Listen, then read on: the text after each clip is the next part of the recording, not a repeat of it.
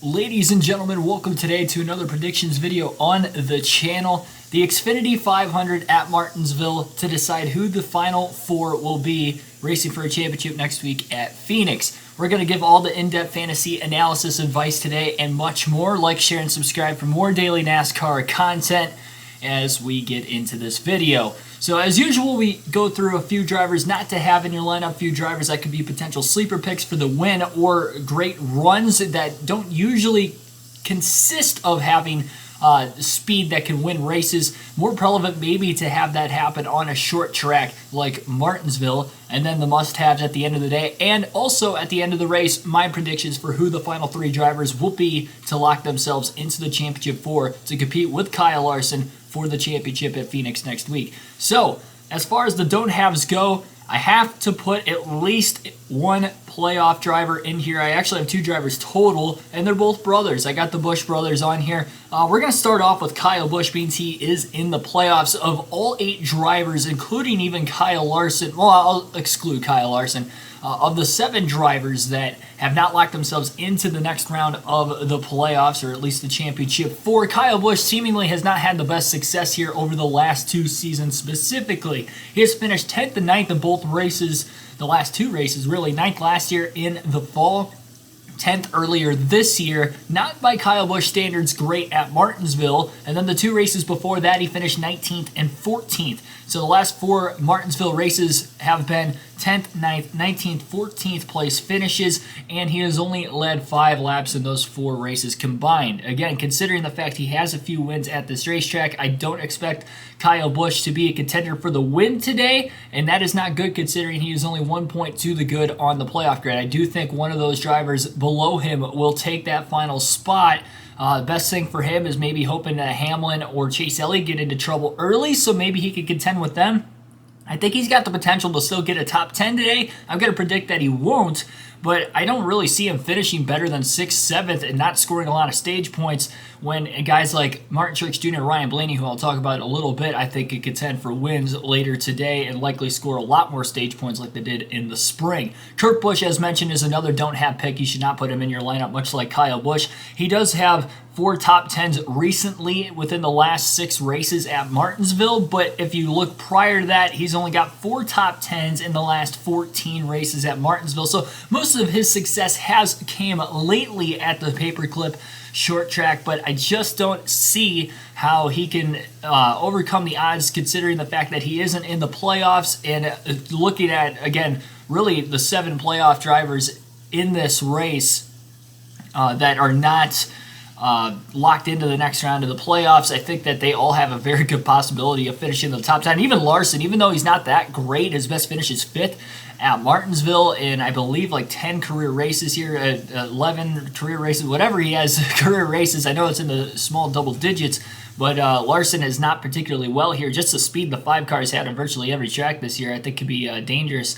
So you can't count Larson out, but I don't have him in my don't-haves list exactly for that reason. But Kurt Busch, Kyle Busch, absolutely you should not start in your lineups today.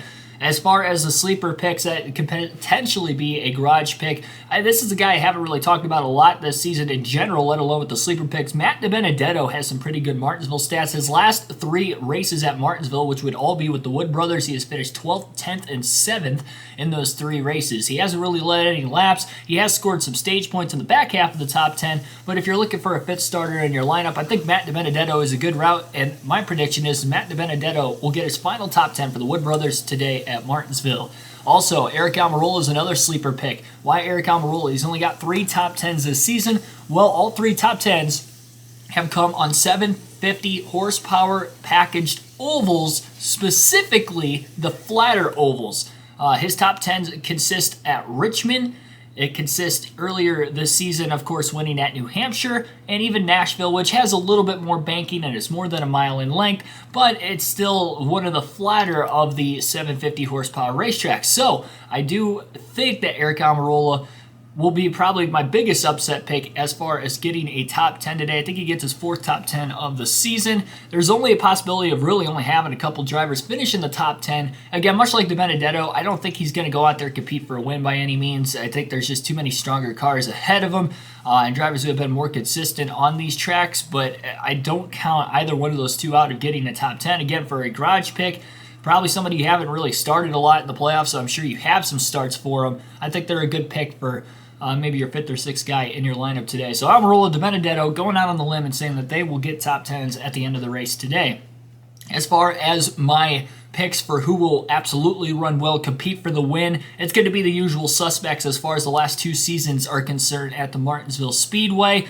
Obviously, we got to go with Martin Truex Jr. He's won 3 of the last 4 races at Martinsville, 6 top 4 finishes in the last 8 races at Martinsville, and he's got all 4 wins there this season, I should say, on 750 ovals. That is a big, big factor. Of course, he won at Phoenix earlier this year, where the championship is at next week. He won at Martinsville earlier this season as well, and he swept both Richmond races. So look out for Martin Truex Jr. to have a pretty solid day. Ryan Blaney's another one who is really good at Martinsville as of late. He doesn't have the wins to back it up like, say, Martin Truex Jr. does, but he does have 5 top 5s in the last 7 Martinsville races. He led 157 laps in the spring earlier this season and also won the first 2 stages of that race. Remember, he had a pit road penalty that was not his fault. It was the crew's fault. They dropped the jack a little too soon on the hose. The hose got caught underneath the front tire. Blaney took the equipment out of the pit box there for the penalty. He had to restart at the back of the pack with only like 80 laps to go. It was the last caution of the race, and he still drove his way back up to 11th place. So look out for Ryan Blaney. I think he's going to have a fast car today, and I think between him and Truex are probably the biggest threats for the win. But another guy who could contend for the win is the guy who won here in the fall last year. That would be Chase Elliott. Chase Elliott's got 4 top 3 finishes, 5 top 5s, and 7 top 10s in the last 9 Martinsville starts.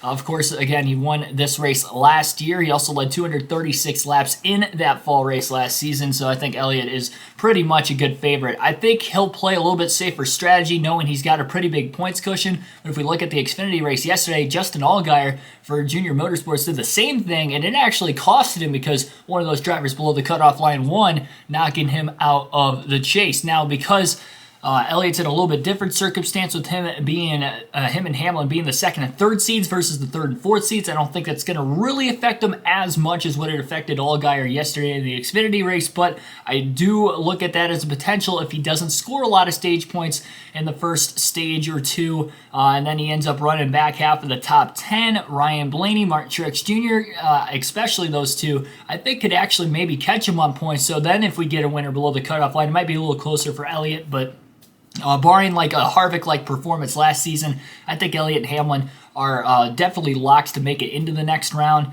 But definitely look out for Chase Elliott. I think he could compete for the win today. Plus, I've seen Elliott win like 4 times in person already, so that's another thing going forward there. Might be his good luck charm. So outside of that, my race win pick today is going to be Martin Truex Jr. Playing it safe. I want to see my guy Blaney win. I want to see my guy Blaney make it to the championship for fill in that last spot. Like I said, I think Hamlin and Elliott are going to be in the playoffs. I think they're just too good at this track. That's one thing with Kevin Harvick. He's not as great at Martinsville, and at least didn't perform well there even in the spring race last year. Going into the fall race, it wasn't expected he was going to have a solid performance versus Denny Hamlin and Chase Elliott, who actually have stats to back it up, especially Elliott recently having stats to back up at Martinsville. I think they're just too good at this racetrack specifically to lose over 30 points to the cutoff line, even with a driver below the cutoff line winning. So it really, in my opinion, comes down to Ryan Blaney, Martin Truex Jr., and even Logano and Keselowski have won here before, and both within the last few seasons. 2018 for Logano, his most recent win here. Keselowski's most recent win came in 2019, but I just don't see those other Penske cars being able to run better throughout the course of the race than Ryan Blaney. Blaney's been the best Penske car this year. He's the only one that's won more than one race. The only wins for Keselowski and Logano. Logano's is at Dirt Bristol, an oddball race of itself. And Keselowski's win came at Talladega. Obviously, that's usually an oddball race of itself. So, again, I think it comes down to Truex and Blaney. I really do see that race coming down to the wire between those two for the win. and I think Martin Truex Jr. is going to get the upper hand once again. So like, share, and subscribe again for more daily NASCAR content. Comment down below your thoughts on winning, or who you think will win this race, maybe who's on your fantasy team for today's Xfinity 500. And then also go to the poll in the community tab and vote for who do you think is going to win in the poll there. We got a couple drivers, and maybe if you don't think any of those drivers you think is going to win in the poll, hit other and explain down in the comment section below who your pick is. Again, I'll see you guys afterwards for a post-race analysis video. As always, catch you next time.